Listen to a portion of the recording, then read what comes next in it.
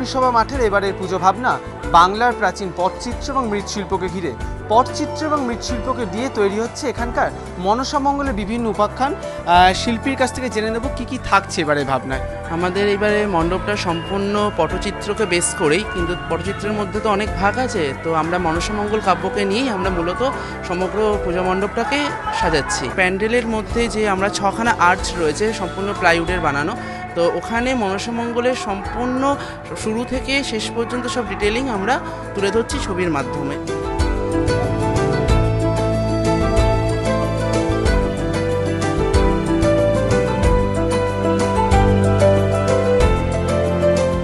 বাংলারই চিরাচরিত গাথা মনসা মঙ্গল, আর বাংলারই প্রাচীন শিল্প মৃৎশিল্প এবং পটচিত্র। তাই এই দুয়ের সংমিশ্রণেই দর্শকদের মন ভরাতে তৈরি ট্যাংরা হরিসভা মাঠ। অরিজিৎ ভট্টাচার্য, এবিপি আনন্দ, কলকাতা।